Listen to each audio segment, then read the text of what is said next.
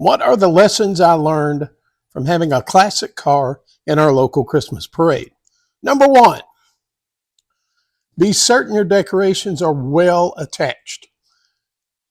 All your lights, your wreath, anything you have mounted on the car, make sure it can stand the drive to town, depending on how far you have to drive. Now, some people finish the assembly of their parade entry at the site. That way they don't have to worry about making sure their stack of packages on top of the car don't blow off at 40 miles an hour.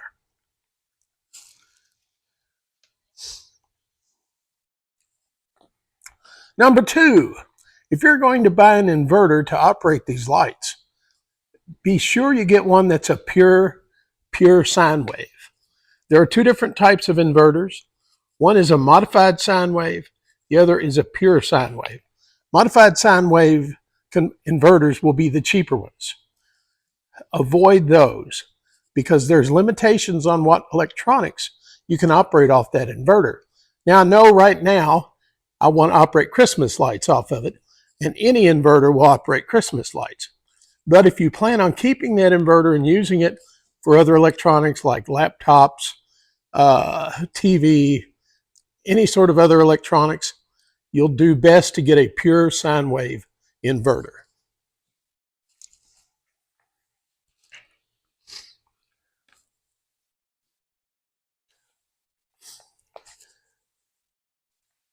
Number three, after you have your car completely decorated the way you want to in its parade configuration, stress test it. And this doesn't mean just have it in the garage with the lights on and seeing what your light, make sure all the lights work.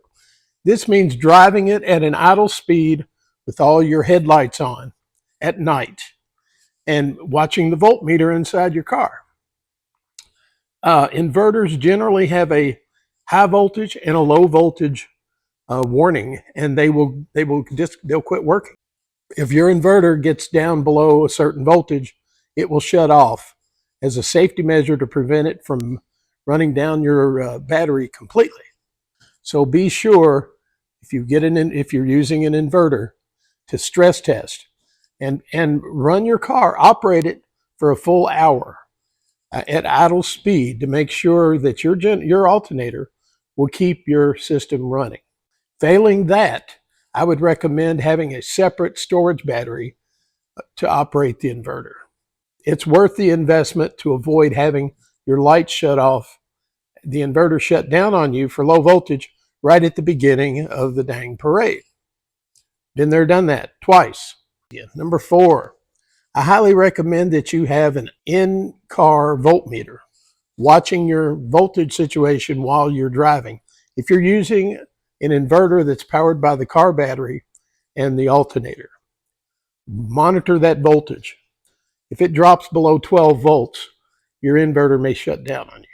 If you're going to upgrade the electronics in your classic car, do not depend on a new alternator to be better than the old one, unless you're replacing a generator. Generators do not charge well at an idle. They need to be at operating speed and your car running at highway speed in order to charge the battery. An alternator does not need that, and it will charge at an idle.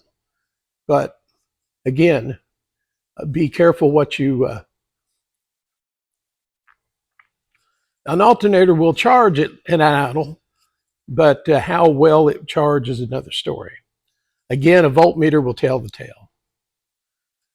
But do not depend on getting a new factory or even upgraded alternator to keep your electronics lit throughout the parade.